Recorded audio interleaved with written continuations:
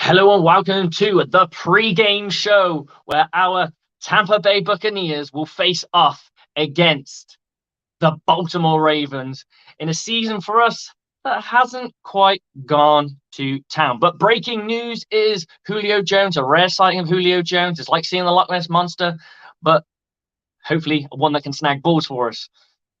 He is the Domino Snowman, he's the Yeti, he's the Bigfoot, but he is making another appearance for our Tampa Bay Buccaneers, and we hope that he does get things off with flying fashion for us. So we've got some guests coming up. Our first guest will be Carter Brantley, who Creative Loafing and RBLR Bucks podcast. So he will be joining us shortly, if not already.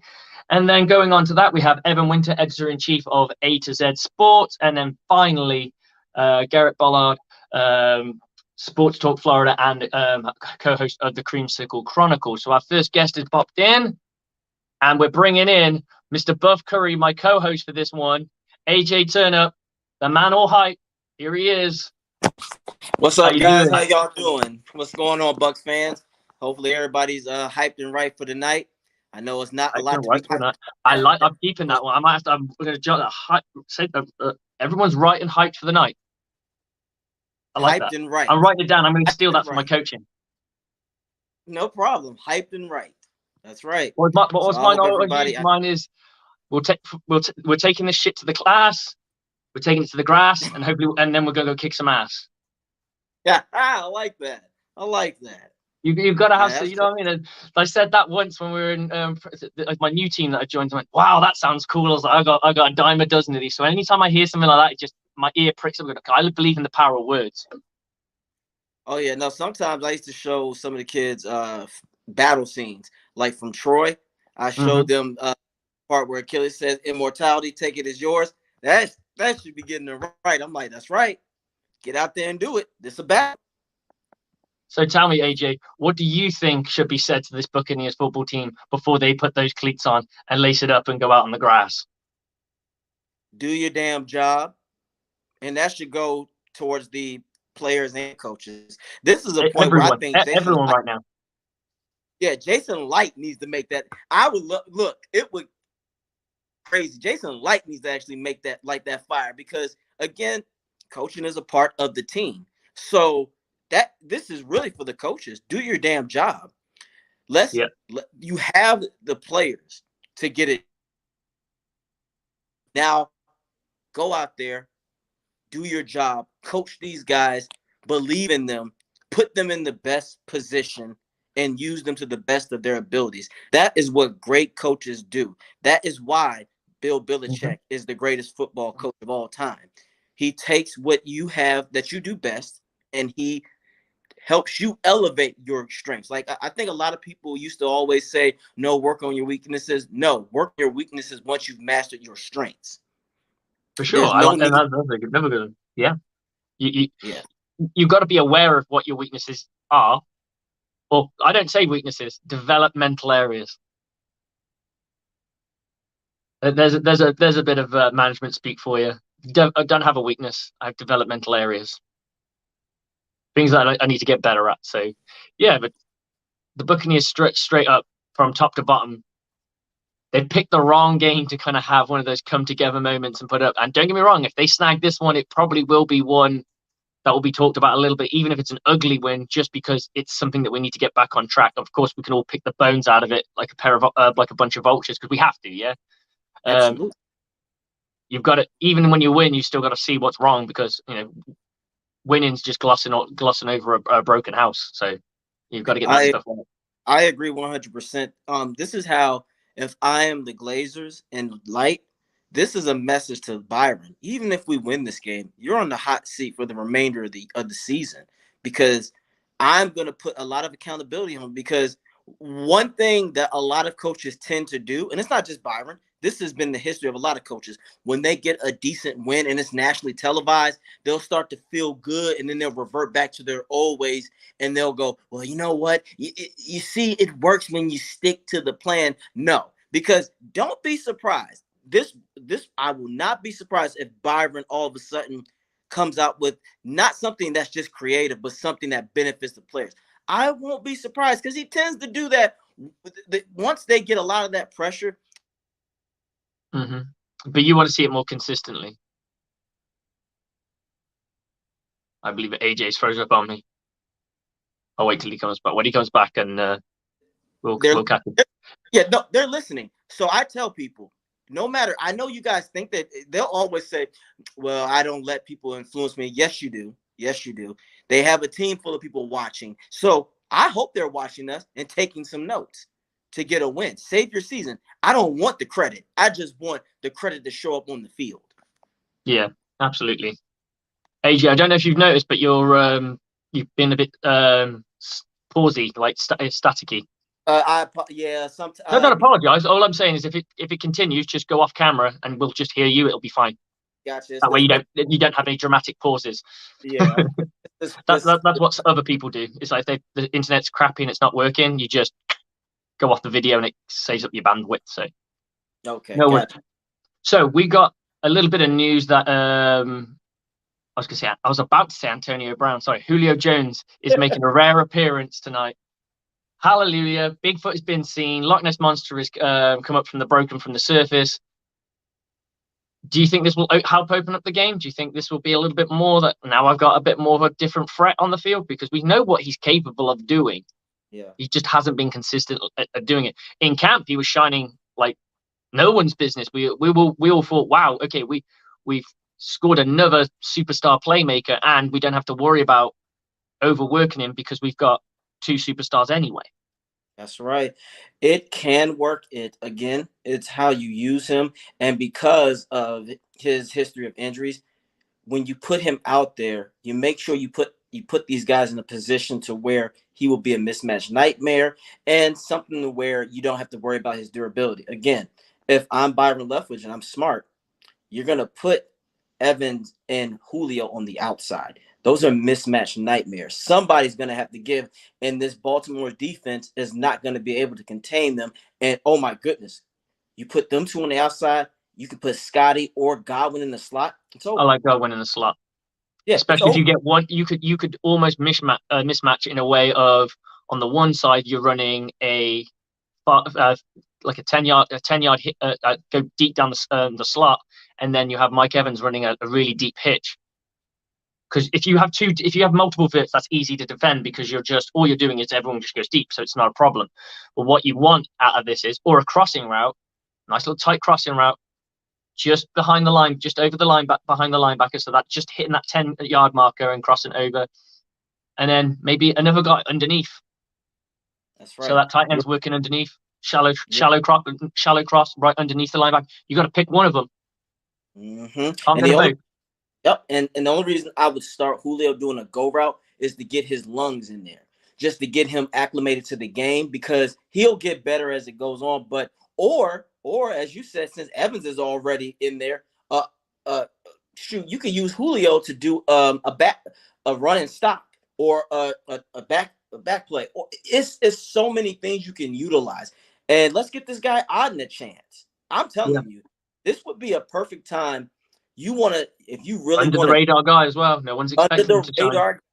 Amen. Under the radar. This is where you can destroy a defense, because they're anticipating something predictable. You throw that out of the ordinary, they're not going to be. It takes some time for defense to adjust, and then when they adjust, you adjust and make it too late. Oh, you want to try to bump a tight end, Auden? Okay, well then that's where I'll just use Auden to block, and that's a crossing route will come in.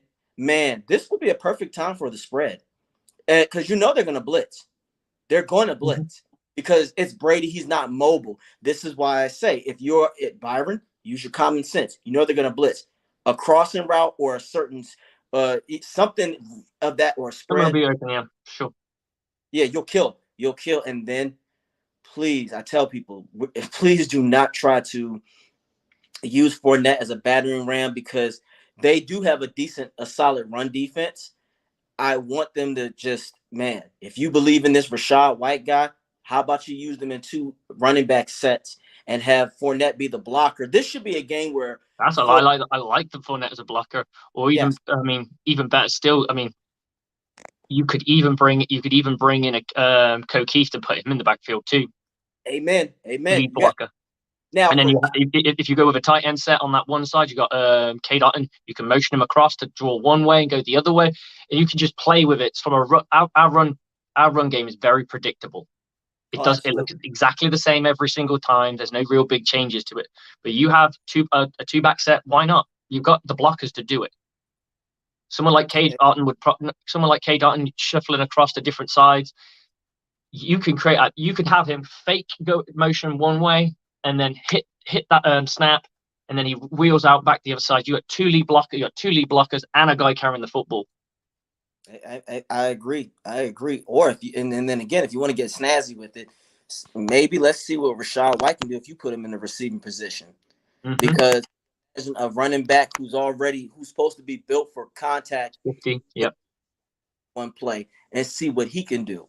This is a game where the Bucs are going to have to be physical and play nasty because the Baltimore Ravens, they pride themselves on that because that's what the Bucs used to be during the Dungy Gruden era days. Mm-hmm. We were a nasty physical. We could do everything. We were finesse as well, but the Ravens are always going to be a nasty physical team. So you have to outmuscle them.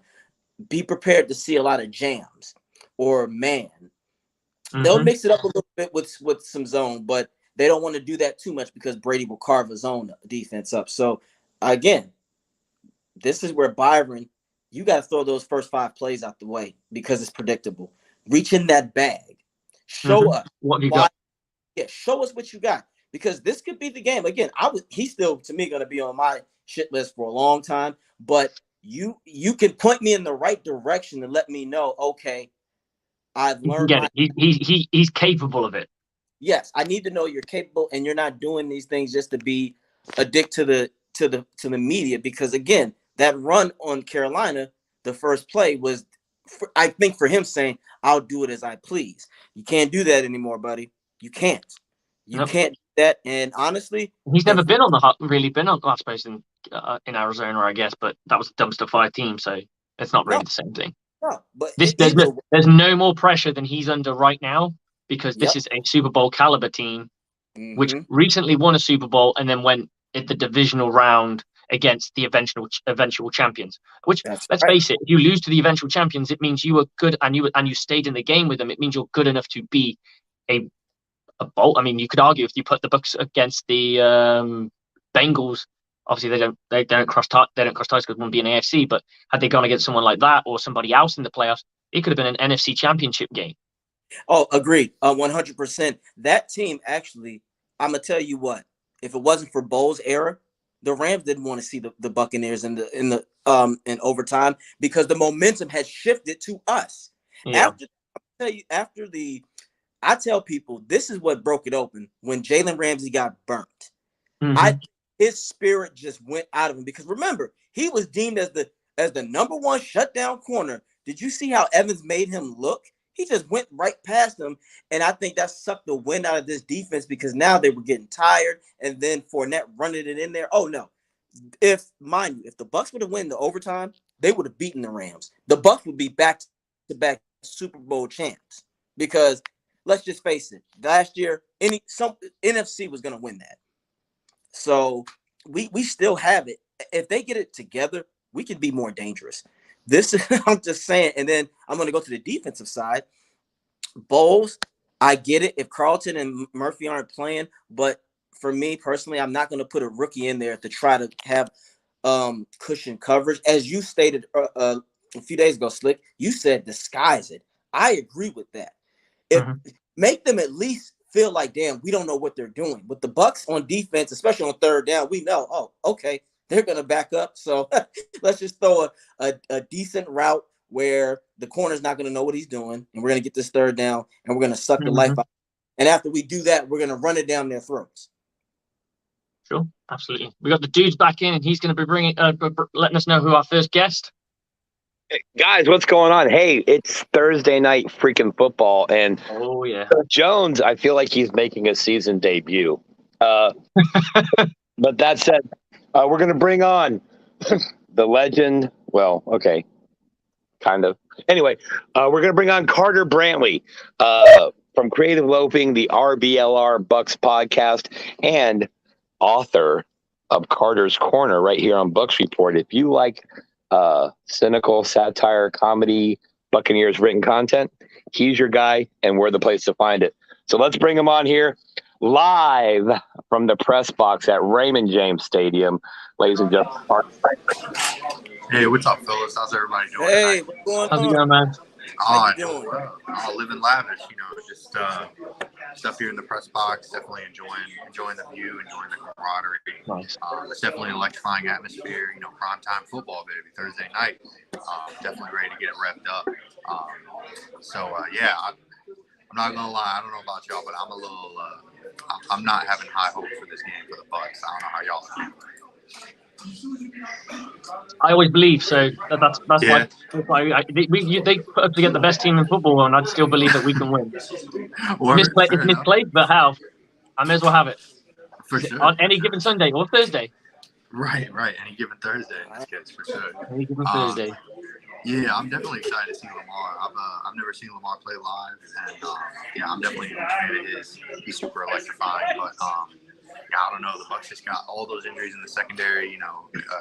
Davis and Winfield Jr. out. That's tough. I don't know if they can pull this one out. I'm hopeful, but I'm also kind of a pessimist. I'm more of a glass half empty kind of guy.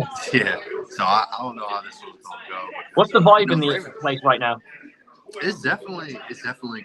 Obviously it's early, but yeah, it's still a little early, so the fans still aren't quite filing in yet. But they had the Thursday night football truck out there and everything. It was pretty cool to see. I'm hoping. There was last season a few Sundays. One Sunday when they were on primetime CBS. I forget what game it was, but I saw Tony Romo up in the press box, and he was hilarious. He walked by these nachos, and he pointed at him. He was like, "That's nacho cheese," and I was like, "What the hell are you talking about, Tony Romo?" But that sounds like something. That's just something he would say. He's kind of a goofball, I guess. But it's definitely super good vibes. Definitely. Everyone's hyped up. It's a Halloween weekend too. Everyone's super excited for that too. They got the little animation like Lamar Jackson and Tom Brady and the Pumpkins, so that's pretty cool. But yeah, y'all got any bold takes or anything you think's gonna happen? I'm not sure about bold takes, but I think this is the game that the Buccaneers have to make an impression on. They can't keep limping wins, but you can't flip your season around. The longer they leave this, the harder it's going to be. And this Buccaneers football team isn't ready to go 11 straight. It's just not. So the more they limp, the more they get beat up. Your confidence is going to get kicked in the teeth as well. You can't keep just giving up these losses. So this is the one where they really need to turn it, and they need to turn the screw, and they have to be hard. We've always said that, when we lost, the Buccaneers will come back because we're a good team that will just fix the problems. That hasn't happened. We've gone from one game to the next game, and we haven't fixed it. This is the game where we want to see. Unfortunately, it's a short week as well, so it's got to be. I can see why people are pessimistic about it because. Look, we just got blown out away by a team that is arguably trash to a lot of people. And if we lose today and they win their game, they're in front of the division. It's kind of tough to imagine the fact that PJ Walker could be the starting quarterback for a team that's leading a division in football, especially a division that Tom Brady is in.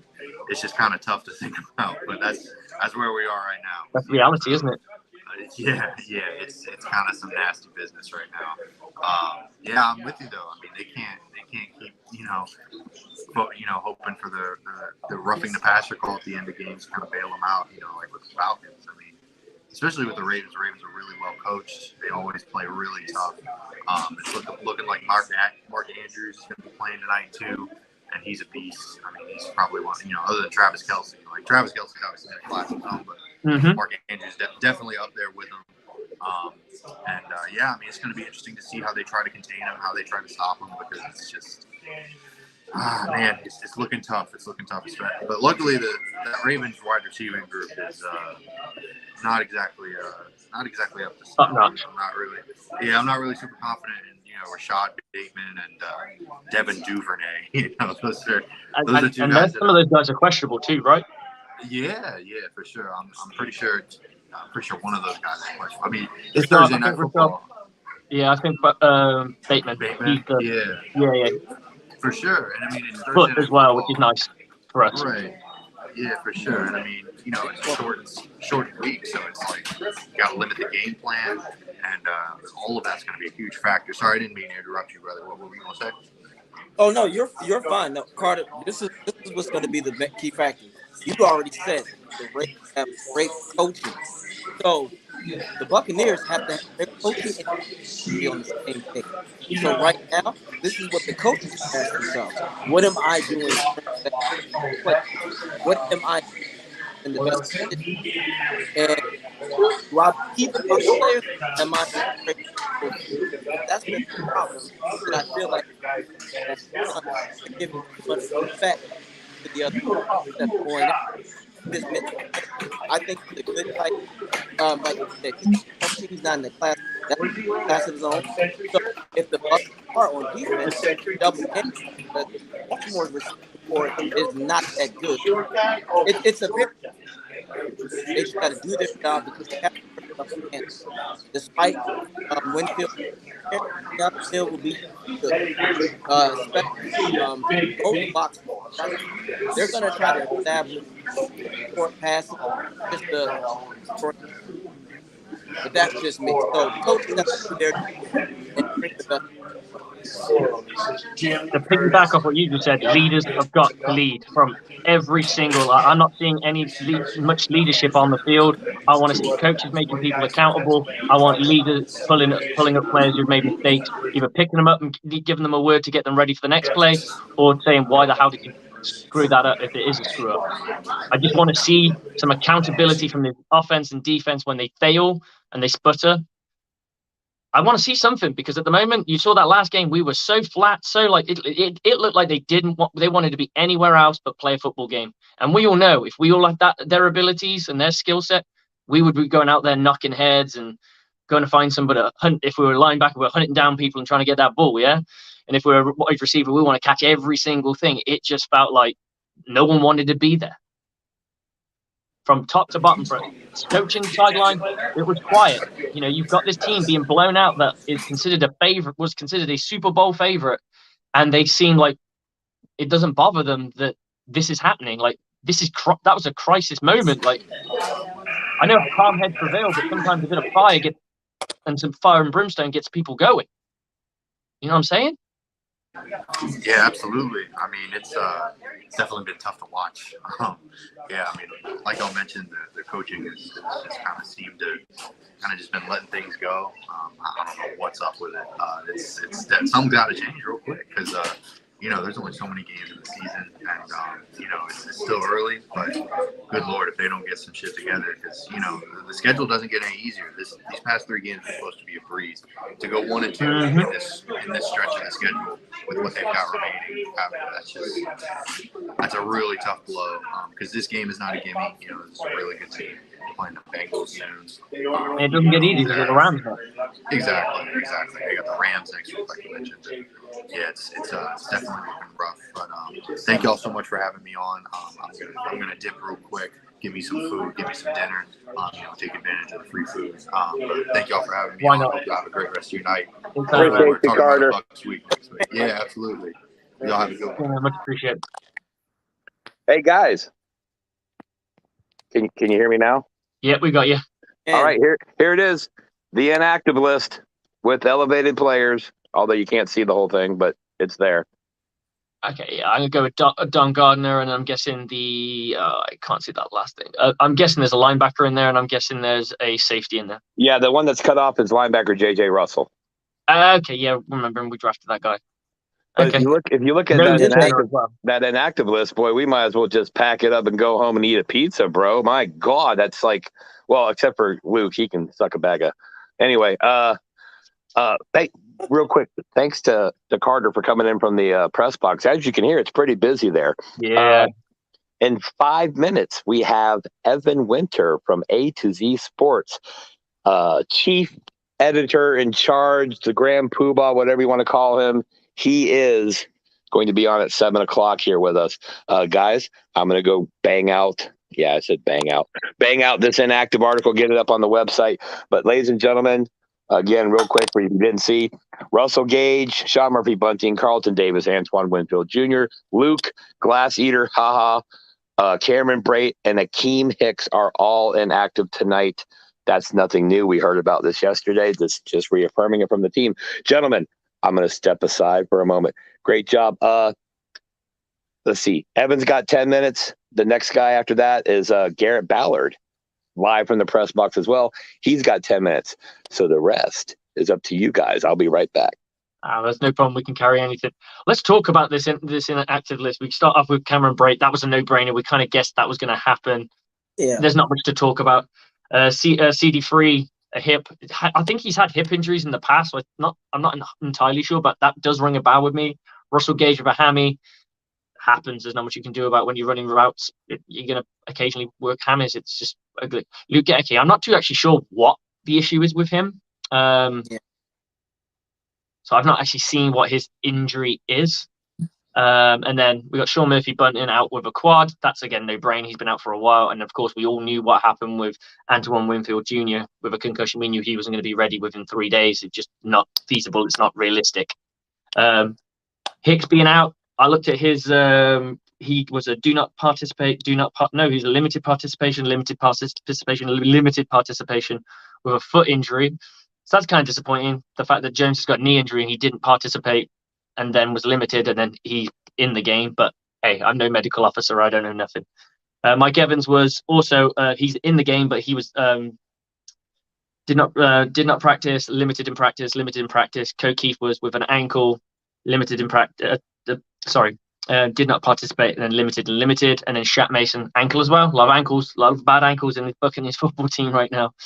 Yeah. Shaq Mason was down with an ankle, which is kind of worrying a little bit because for that position, ankles, it's all about the ankles. If they I'm asking, which of those inactives is probably the biggest hit for you? The biggest hit, I would say, is Antoine Winfield because he was for sure the most for sure tackler, especially in the run. So now Keanu Neal, I really hope the defense plays physical and load that box.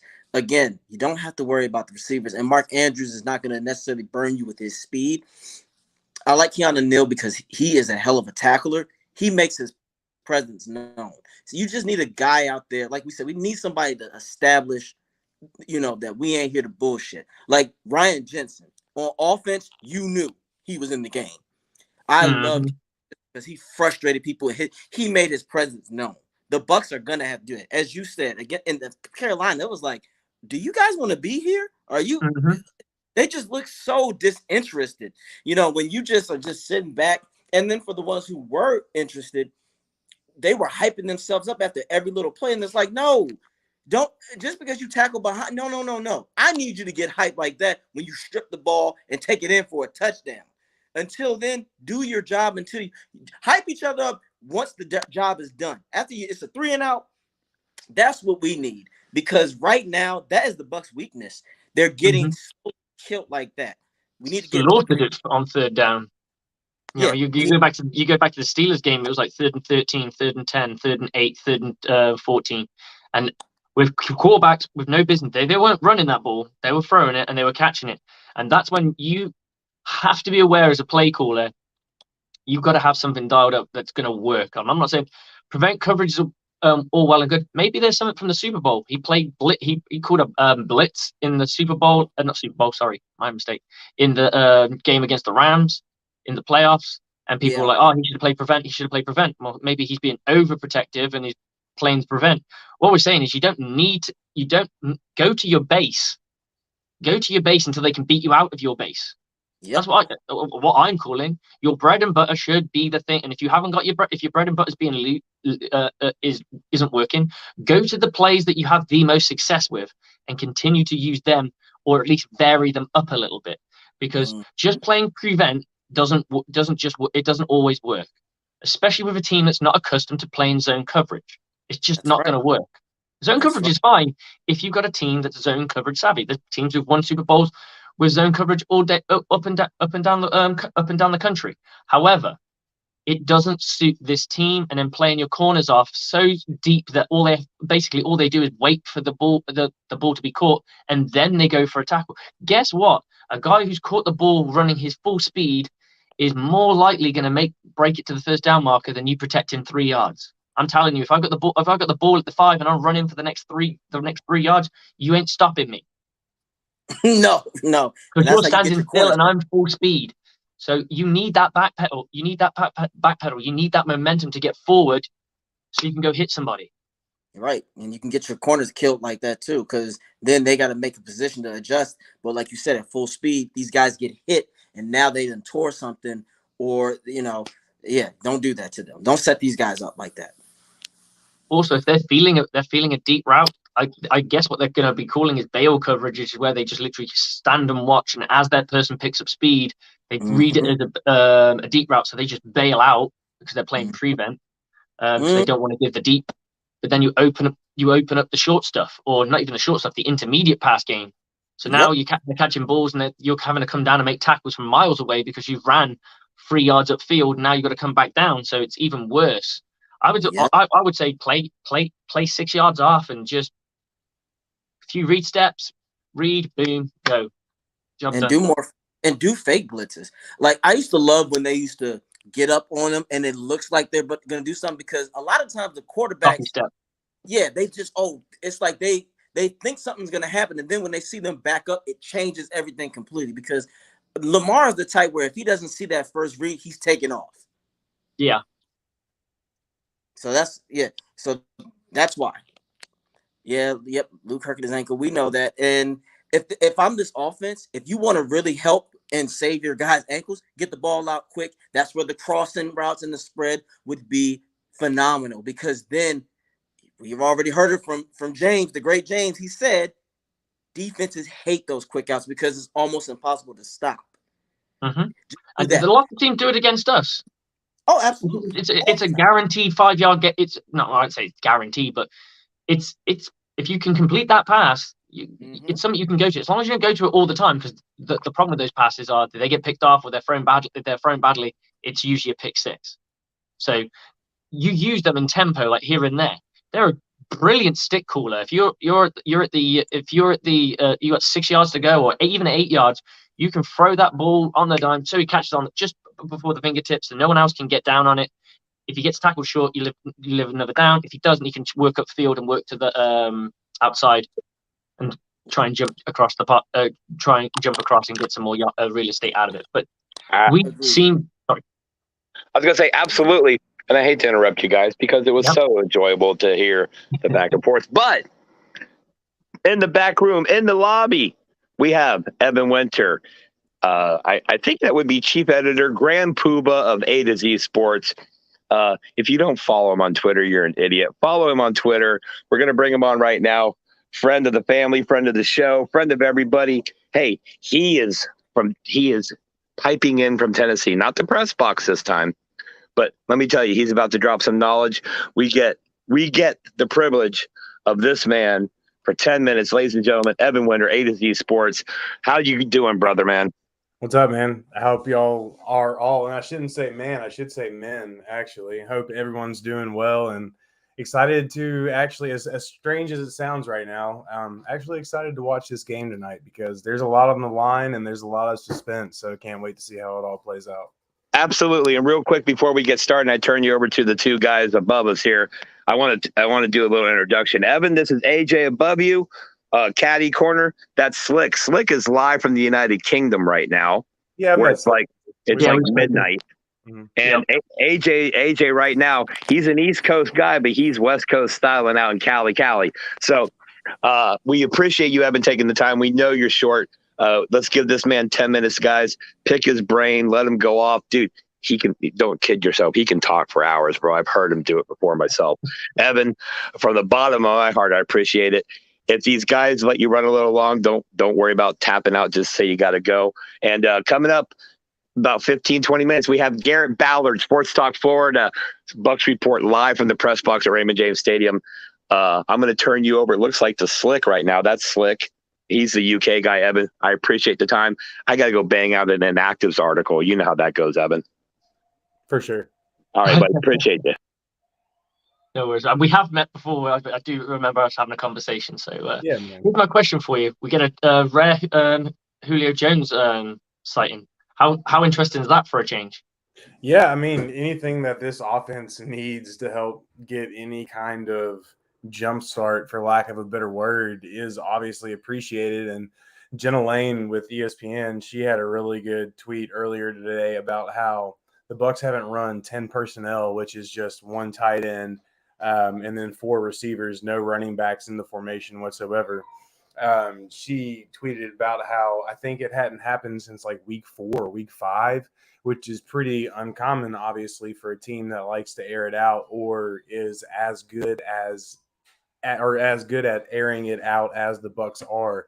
So you've got to obviously think that brings a little bit of that, that bit of offense against the Ravens defense that honestly, I mean, it's opportunistic.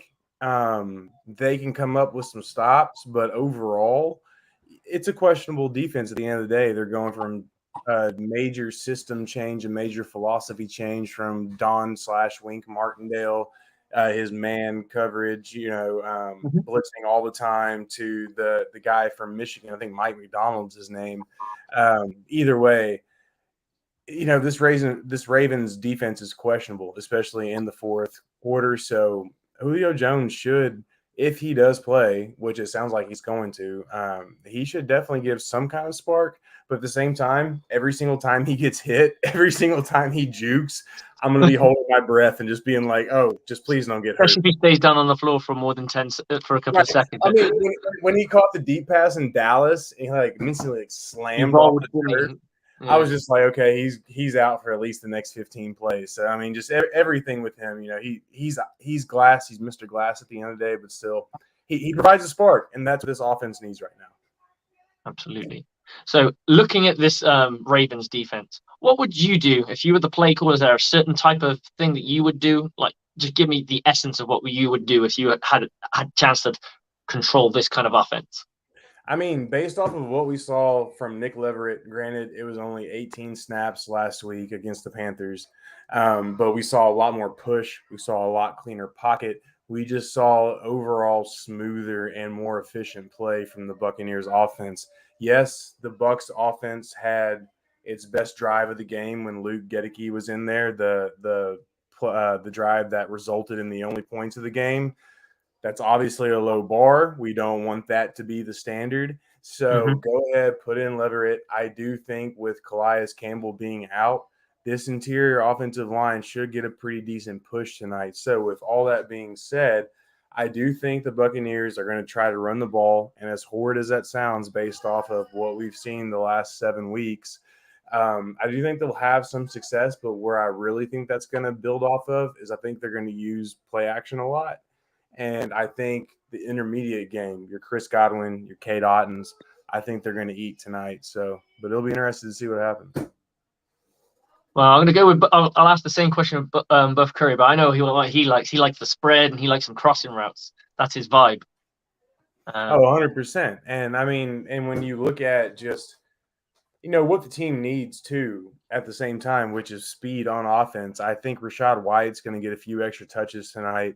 And I mean, obviously Russell Gage is out.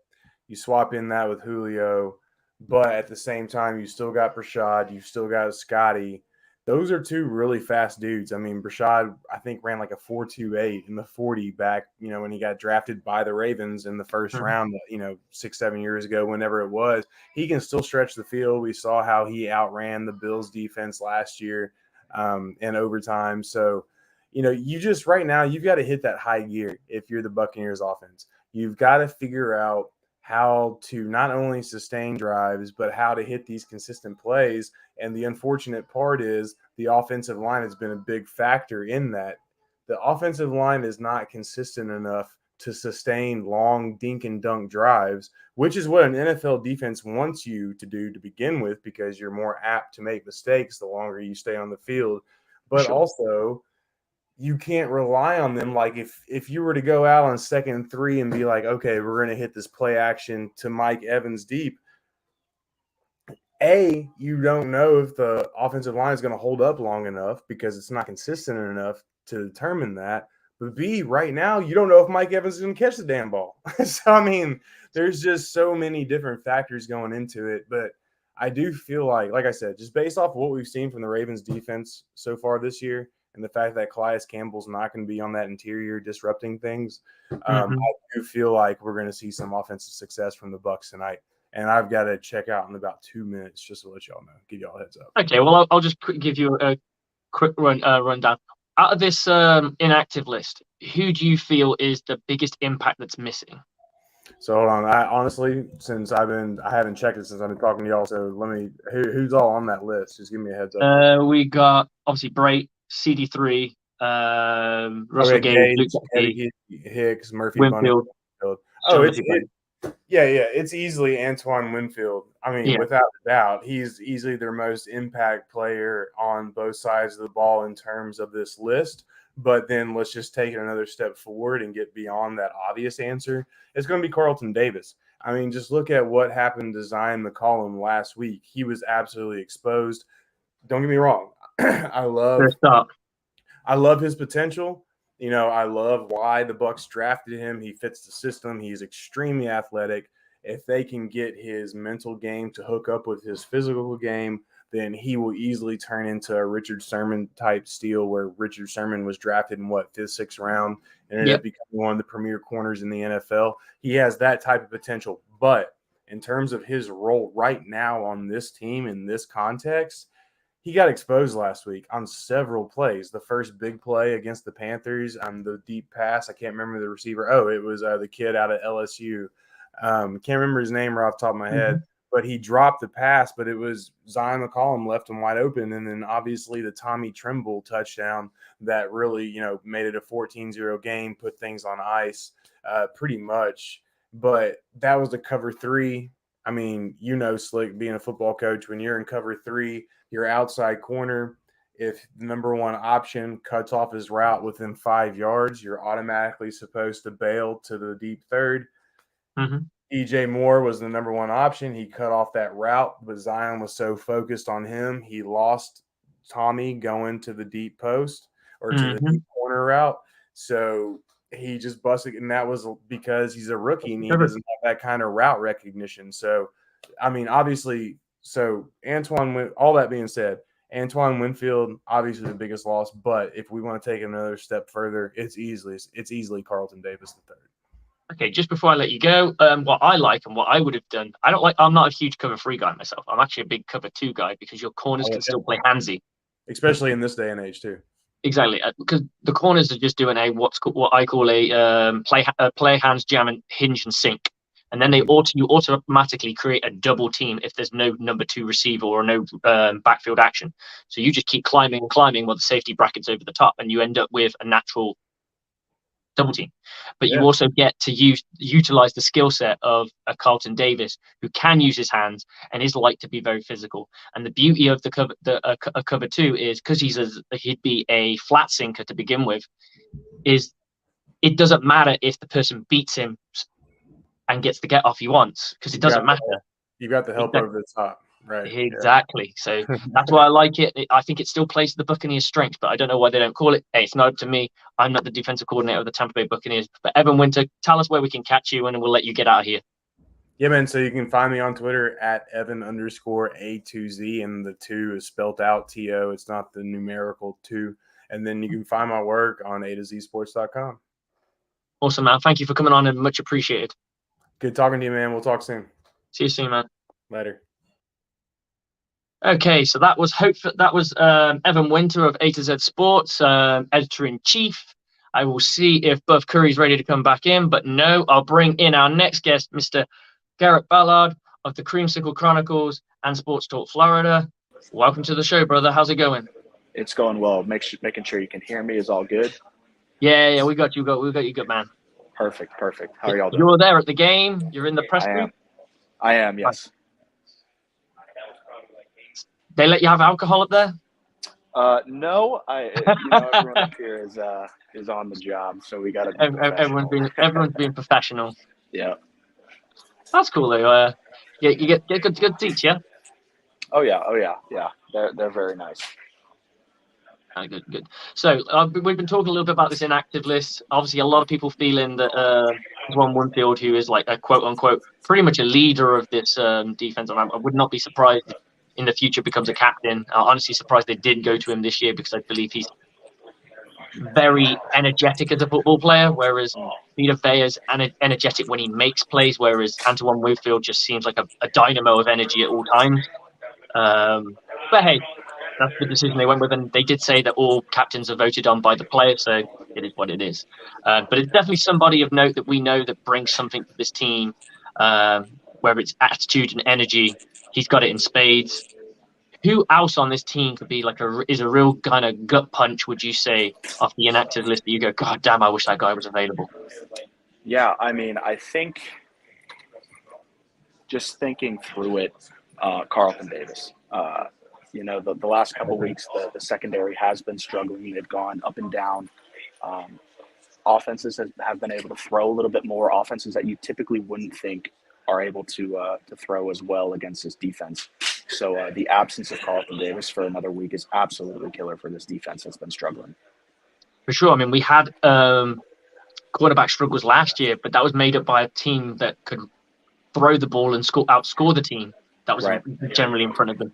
When you don't have that ability, now you are a bit more panicky because you are relying on this defense 100%. I'm not saying they never did, but they always knew that they could go back and get points because points were at a premium. When you're averaging 30-odd points per game, you've got no worries in life.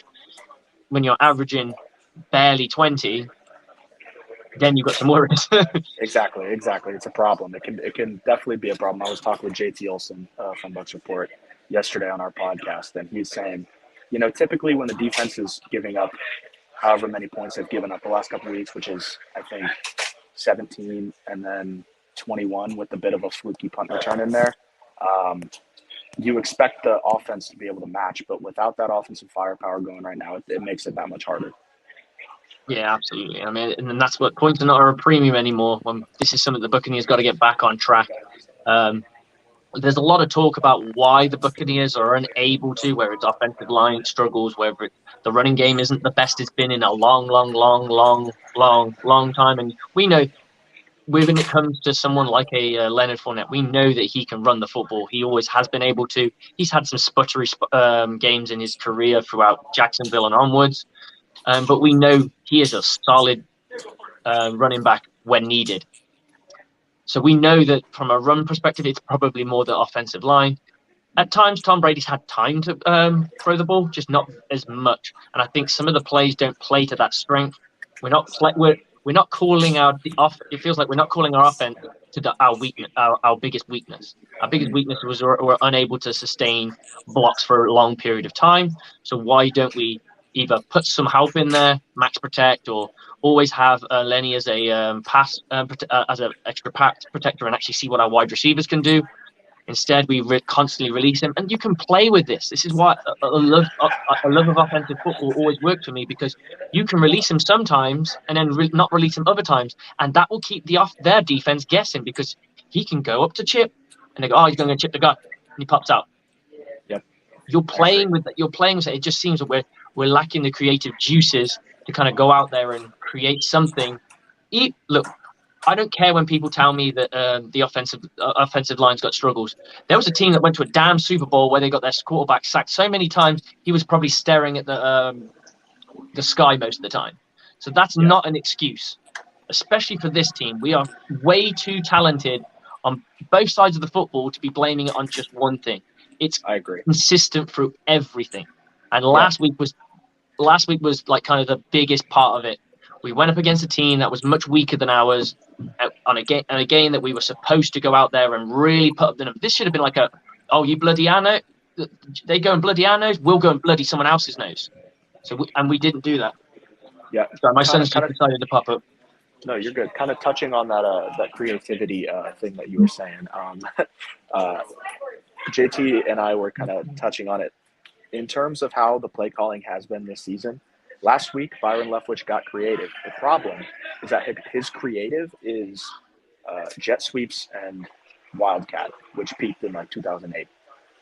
So when your creative is something from 12 plus years ago, it's a bit of a problem because everyone knows how to defend it at this point.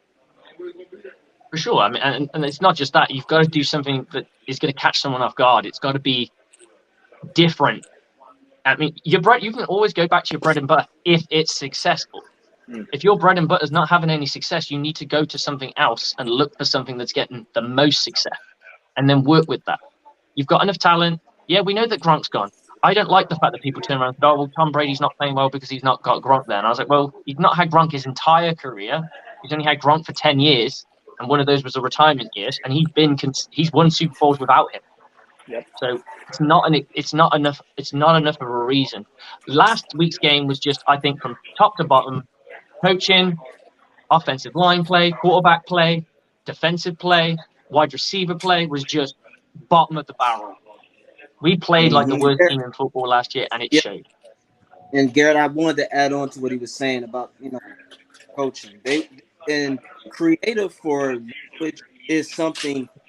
I think he's on an ego power trip. It's creative is trying to do something that our players are not good at doing. Every time I see him do something, he's trying to do a round like a double reverse or something, and it doesn't complement our receiving core. We have the receiving core that is our mismatched nightmares.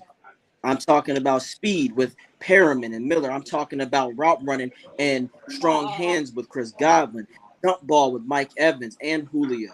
Why is it that it seems that Byron, when he gets in a jam, it's like he freezes and he just goes to the hermit crab turtle shell mode and says, "Let me just try something without messing up." What is with him? Is he not communicating to his players' tune, or is he communicating to his own tune? That's a really good question, and I don't know if I know the answer. I don't know if anyone knows the answer besides Byron Leftwich, because you look at his tenure in Tampa Bay, in terms of the offenses that he's had, his most successful, despite all the picks, was with Jameis Winston. I'm not saying that Jameis Winston is better than Tom Brady by any means, because he's not. But in terms of explosive plays, playing to our receiver's strengths, it was that year. And part of it could be because we didn't have a quality running back to do what he really wanted to do and run the ball as much as he is. And now we do. But even with the offensive line struggles, Tom Brady is at the top of the league in explosive plays, top of the league in turnover-worthy play percentage, meaning he has like the fewest, top of the league in time to throw. In any passing statistic, Tom Brady's at the top, and we are still doing the same stuff. And I cannot tell you why. I really can't. I would love to find out, and I don't know if I'll be able to ask Byron after the game. But why do you keep running stuff that looks like nobody, like that everyone can defend it? Why is your play calling so predictable? It's crazy. Predictable is the best word to use to describe this offense. I mean, it's run on first down, second and long. Might as well, like, it's 50-50, but you can set up for a pass, just keep stuff in front of you, and the odds are you're going to keep them to third and medium to long. Play action on first play. I agree. Play action on first play is perfect. That's good. Let's completely throw it out the window or just straight up pass. I think that'd be great. I think that'd be awesome. But, when you're setting yourself up for all these third and longs, teams can tee off and just sit back, not let anything behind you. And from the looks of it, all these third and longs the Bucs have been having, the receiver that gets the ball ends up running the route short of the sticks anyway. Yes. Which is very questionable. I don't understand why it's happening. It's baffling. It's almost like that. It's that kind of New England mentality of, we'll get the ball near the sticks and then we'll rely on the player's athletic ability to kind of get the extras. And sometimes it pays off and sometimes it doesn't. Often and not now, it's not paying off. So you need to be throwing stick balls, which are on the sticks at bare minimum, or when that they're comeback arriving at the stick. all season, a comeback to Mike Evans has been money. I mean, I don't think I've seen him drop a single one, and he's wide open all the time on him. Just if it's 3rd and 7, run a 9-yard comeback, hit him on the sideline. That's a free first down. He is a master of that comeback play as well. Yep, I can guarantee you, because he presents a elusive deep threat. He's not a quote unquote full on flyer. He's deceptively speedy. He's got that long stride in him. You let him go in and he dials it back to run. Those are his balls all day. He's a master of hitches, goes, posts, all that kind of stuff that really, like, it doesn't involve technical running, but what it does involve toughness. That's why he doesn't get much run for the catch, because all his balls are possession type throws. You're right. They're possession type catches because they're possession type routes. You either it's deep and you catch it and he runs it in, or he's going to catch it because he's gone up and snagged it off the top shelf. And yeah, there's a lot of things. Like you said, last week everyone was off. If there was a page, the books were on completely different pages all the way from. They were reading a different book, goddamn book. They're in this different library right now. They are. You're right. It's pretty alarming. I think everyone in the preseason has been expecting this team, especially like the coaching turnover, to be pretty seamless. And it's proving that it is not. It was not. There's obviously some behind-the-scenes stuff that fans and cannot see, and it's definitely alarming to see from someone who wants to see the team succeed, and especially from a fan perspective, because you don't know what's going to come. Like, this team, the offense looks different every week, and we're coming into a stretch of games against some pretty darn good teams. I mean, we got the Ravens tonight, the Rams, the Seahawks in Germany, and then the Browns after the bye week. This is not an easy stretch of the schedule. Our easiest stretch was this last 3 games, and we went 1 and 2 of them. So, yeah. So yeah, this is where I say now the accountability will be on the coaching. So it's going to be on the coaching. What are they going to do to get their players in the best position? Now it is on the players to go out there and perform. But if I'm a player, I would be frustrated. Well, what are you guys doing to put me in these positions? And am I allowed to get my say? Because that's another question that I'm sure we won't ever know. But how much input can the players put in there? Because remember, I'm not judging Arians, but he has it's my way or the highway. I'm the coach. This is how it is. Of course, they make some compromises, but I just think it gets to a point where I think some of the players just need to say, Coach, with all due respect, you're wrong, and this is why. This is not going the way you want. You need to scrap this. No matter how much we practice this, it's not going to work, because this isn't what I do. Help me do what I love to do, and you will see better results. So I think until the coaches and the players both can come to an understanding of what can we do to bring the best out of both of us, we're going to continue to see the stagnant offense, the defense that is Super Bowl talent level, but they're not being put in the right position. So at that point, where do you feel that the Glazers and Light need to go and say, okay, there needs to be immediate action? So it has to be close. At least I think so. We are coming off 2 straight weeks of poor play on both sides of the ball. Just cannot get on the same page. Everything looks bad. And we're coming up into a stretch of the season where we are realistically could go 0-4. If I saw something say that if we lose tonight, if the Bucs lose tonight, this is Tom Brady's first time in his career that he will be 2 games under 500. This stuff just doesn't happen with him, and it is clearly taking an effort to make it happen this year. I think Leftwich has to be on his final straws. I don't know if they'll part with him mid-season, because that is a lot of turnover for a team that still can turn it around because of the talent they have. But the tipping point is soon, and I think if it continues this way, there will be serious action made after the season. I think so. I don't think we're going to see too much. I don't think we're going to see too much. I think if you get rid of Byron Leftwich, what he left with Harold Goodwin. Harold Goodwin, what that goes in? I think they hire out of house for an OC. What, during season or? After the season, I don't Yeah, think they'll yeah, just yeah. I'm talking internally. like right now. If they wanted to change it, Oh. they're going to go with Harold Goodwin. Yeah, I don't think there'd be much change if we promote from in-house. So Or I mean, I've been around where we've had that kind of thing happen. And when someone leaves mid-season, all you end up doing is taking your current playbook, working with the players of what they like, what basically alluding to what you just said, AJ, is you work out what works, what doesn't work, what we can change on some of those, because you just change a route, shorten a route, change a little bit of the blocking concept to a degree. So it's not, because you can't reinvent the wheel mid-season. It just won't happen. You may be able to add, like, for example, you like the spread, you could add a spread package, but you couldn't just, we'll scrap that playbook and we'll go on to my new playbook because we just don't have the time. And Harold Goodwin is the run game coordinator. So if the run game sucks, it's not going to change because he's in charge. So it's a case of probably getting some of the offensive line stuff right. We just got to be tough. The front three guys in the middle of that offensive line just need to play tougher and more aggressive. you're right, definitely. Yeah, I couldn't. I mean, that's pretty much what it comes down to, the offensive line, I think, on offense. So. Okay. We'll awesome. see. I mean, sorry, go ahead.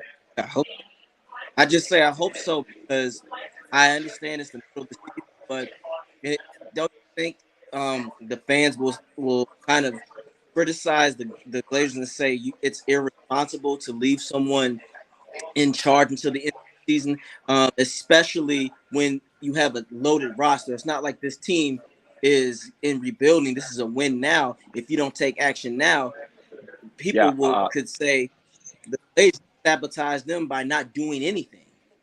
Yeah, that's definitely a good point. I'll kind of make these my parting gifts because I have to go prep for some stuff after this. No worries. But that's a really good point. I think if that were to happen, the Glazers could easily come out and say, this is someone that was a crucial part in winning this team a Super Bowl. We still believe in this person, and we wanted to give him the season to try and work it out. Whether that is smart, we'll have to find out. Who's a big advocate for this coach that's still who's about to go and have his Ring of Honor moment? Sorry, say that again. You kind of cut out. Who's the person who's his biggest advocate? Like, isn't the person who basically built him? Yeah, Bruce Arians. exactly. Bruce Arians ain't going to just let them fire him. I'm not saying he has much control over it, but it's going to be like, well, you get rid of him, you got to get rid of me. And you don't know how much of a chain reaction that takes. I mean, we don't know. Exactly. They all end up having a Rudy moment and start chucking their jerseys. Yeah, but, this is a very tight. I know you've got to go. You've got to prep for some stuff. So just tell us about what you do, where we can catch you. I know you do the Creamsicle Chronicles. Just elaborate a little about what you do, and we'll let you get out of here, brother. Yeah, so like you said, I do the Creamsicle Chronicles podcast with JT Olson every Wednesday at 9:30 live. You can catch us there. And then I write for Sports Talk Florida. I cover the Bucks, Rays, and hopefully soon the Tampa Bay Lightning. Right now I'm at Raymond James. He's obviously covering the game live. You can find my stuff on Twitter at NFL Ballard, NFL BALLARD. I'll be putting out live updates and analysis throughout the game. So if you want some of that, come check me out. Thank you, man. I'll let you go. Enjoy the game, and hopefully when we next speak to each other, it will be on a more positive note instead of the doom and gloom that we currently have. Catch you soon, man. Much appreciated for your time. All right, thank you. See ya. Okay. So we're going to bring back Buff Curry. Here he is, Mr. AJ Turner. Sorry, yeah. The internet, yeah? Yeah. I cannot wait to get back. Try going off camera. Just press the cam button there, and it will take you off camera, and you'll probably just come out more clearer. Yeah, let me. Yeah, okay. Yeah, you probably won't get kicked out. You probably won't get kicked out anyway, so you'll be all right. No, this West Coast like Wi-Fi where I'm at is trash. But no, I was able to hear everything y'all were saying, and Slick, you were on it. We got to do something. But honestly, if the Glazers sit back, I will be pissed. It's one of those situations where people, I get it, and a lot of people, even certain professionals, disagree. But when this talented roster is loaded, you can't afford to wait this long. Like you said, I get you. Yeah, you can't afford to, because of you're literally sabotaging a Super Bowl ring on. It's a Super Bowl on the line. This is boom or bust. If we don't get this shit right now, as the Glazers, you got to show the fans that we give a damn. Immediate action if you fire Byron, it's like if you fire him right now, I guarantee you there are 30 other OCs that will be in line and say, hey, this is what I got you. It's not like Mm-hmm. the Bucks Oh, are yeah, not a people will biting their hands off. There'll be currently quarterbacks coaches that are already on teams, and there'll be offensive coordinators that aren't with teams or ex-head coaches who would be chomping at the bit to get a taste of this football team, for sure. And damn straight. And here's the thing: I know they're saying, "Oh, well, they might have to clean house." Not necessarily. No, you come no, in they there. probably wouldn't. Yeah, it was just a layer on potentials. But I'm saying out of everyone to get rid of, Byron Leftwich is the easiest because his contract doesn't hold millions and millions and millions and millions of dollars like Bowles does. Bowles is here for 3 years, I reckon. Right, preach. You're dead on. Byron should be an easy. It's like this: if you put another embarrassing performance after this game, you're gone. There is no. I would be like Bowles. He's gone. He's got to go. And this is where, man, Arians could take over. And we'll never know the. You know what? That's not about it. Maybe you can't get Arians to come down because he doesn't want to interfere. But if there's no OC there, he'll have to come downstairs, right?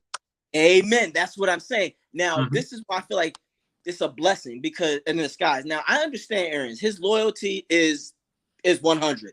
So maybe he's like, I don't want to, because if I take over, if he knows if he take over, Byron is screwed. He is never getting he will never be taken serious again. So, but now, in a way, because Byron is digging his own grave, and I don't mind it. So this is what's going to happen. If he has a shitty game offense again, he gets fired. Arians, like you said, has no choice. He will be compelled because this would be if I'm Arians, the story can be played so much better. The man who was the coach comes back and helps save this offense from disaster. A nice story. He brings back no risk it, no biscuit. Can you imagine that? If this happens and Arians does that, he's the greatest coach in Bucs history, hands down. So if I'm Arians, I know in his heart he wants his guy to do well, but I also know everybody has an ego. His ego sounds like, oh shit, I can make something happen. And this is where Brady and Arians would have to get on the same page. We don't ever know the full story of their relationship, but both of them put your egos aside and go, let's win it. Here's the interesting thing. I know you're more on Leftwich, and I'm very much split between him and Brady because I believe it's an amalgamation of the two. But here's the thing. Maybe the problem is Leftwich is trying to cater too much, and maybe he just needs to bring his own actual style and say, you know what, Brady, I know you're the Hall of Famer, I know you're this, but this shit ain't working either. I want to change it to this. And even if Tom Brady goes, no, I don't like it, like, well, it's what Bruce Arians, it's the same kind of shit that Bruce ran. You had no problem running that shit then. So we need to do something. That's if it is. Them two need to have a frank discussion because I know our game plans run. There's no, if Byron Leftwich isn't consulting Tom Brady on how to build a play package up for these games, then he's a damned fool. You do You don't have a Hall of. I'm leaning on it. If you give me a Levante David on my team, I'm sitting with him going, what do you like? What do you think? Give me your favorite calls on third down. Give me your favorite call on first down. What do you like versus the run? What do you like versus on the deep passes? What do you like when they check to motion? I'm picking that guy's brain as much as possible. Okay, what do you think about this? And I put them. They go, I like this a bit more. There's got to be them. They have to amalgamate to a degree. They have to be working together, like melding their stuff together. If they're not, then Byron Leftwich 100% has to go. I would call for his head straight immediately if he's not spending time with Tom Brady, the greatest of all freaking time. And if it is all Tom Brady, then you've got to be harder on him and say, you know what you want doesn't work. We're going to this. Damn straight, man. You have fun with this because I was thinking about this the other night. Can you imagine this? Now, hear me out, because this would be a nightmare and this would confuse the defense. What if you put Mike Evans at the tight end position and Otten at the outside wide receiver? Can you imagine? Imagine that. Imagine that. That's the only difference. I don't think he doesn't have to be, but it would be a passing play. It would be a passing play. But what I do like, and pigging back on what you said, maybe not put. You don't always, because most tight ends don't have that hand in the dirt and ass down and that foot, in that 3-point stance, or even like a heavy 2. Shuffle him out just 2 yards off the line. Yep. So he's that nasty slot, that really like tight to the line slot. You'll get the same level of production. Yep, that's Because what that's I'm what I saying. thought they were going to do with him. They started to do that. I think the wide receiver injuries kind of pushed him further and further back out, because I think there was some stuff that they were doing with him in the slot, maybe a nasty bunch or a nasty set. And I liked what they were doing with him. And I'm like, okay, yeah, because you're making him match up against linebacker. You're making him go up against safeties and linebackers, and he can beat anybody. So he's got speed to beat anybody, realistically. That's So right. why not put him up again?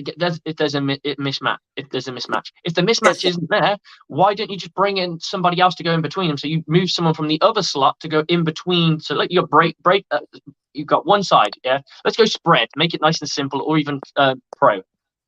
Or yeah, one tight end set. We'll go 11 personnel. You can bring in that K Dot, because we know K Dot can play further up. You can. What happens is you have your teams locked in. Yeah. You see them, there's no mismatch. They put in a nickel, okay? You don't like the matchup there. So then I'm going to motion K Dot across, and he's going to split the difference between Mike and, say, Chris Godwin, or Mike and another a wide out receiver. Now you can do something else with it. You are absolutely they have right. To move something, yeah. Somebody. What usually happens is what's called either someone burns across, which I always like, because you can take advantage of that really well. Or they do the shuffle technique where they shuffle to shuffle to shuffle. Everyone shuffles a place in. Then you'll get that matchup, because what's going to happen is that nickel's got to bump over to the between the number who's going after the new number 2, and now the the linebacker, outside linebacker, inside linebacker now has to take the new number 3, and the new number 3 is Mike Evans. So you're playing with the matchup, you're moving chess pieces. That's the beauty about offensive football, though. There's so many ways to skin a cat, and it just seems like we're doing it the dumb way. You are absolutely right, and this is why I don't understand. If you're a coach and you have a receiver in Mike Evans, who in my opinion is elite, you can do so much with him because of his stature and his size and his aggression, the way he is. I tell everybody, one of the great touchdowns Evans ever did was against the Rams in the regular season, where he broke those tackles and fought his way. You can every other team gets their elite receivers in Kupp and Stephon Diggs. They find them the ball no matter what. This is where Byron has to do that. You have to say, I don't give a damn if you know what we're gonna do. Stop it. Stop it, and then I'm gonna get. And then when you start to stop it, I'm gonna go to somebody else. Exactly. Oh, you want to double Evans? Okay, I'll just get Skyler Miller or Perriman. You're panicking from that, so you don't want to load the box. Fournette, HB draw, run it right down their damn throat and beat them up that way. Or even one of my favorites is a play action pass with the running back releasing, because everyone the instant thing as soon as sorry, go ahead.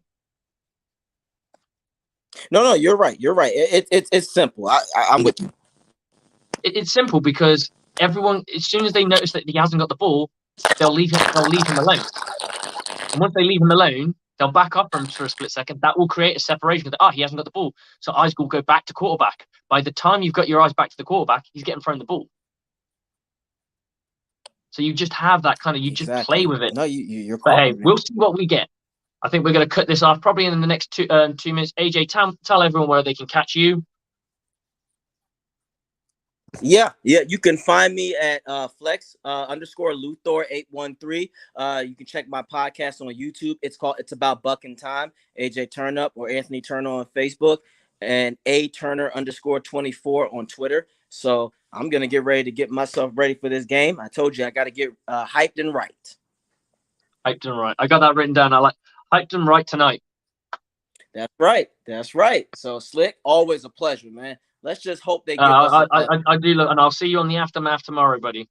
Hopefully, we're ranting and raving over the fact that we were kicking someone's ass rather than what we're expecting. Facts.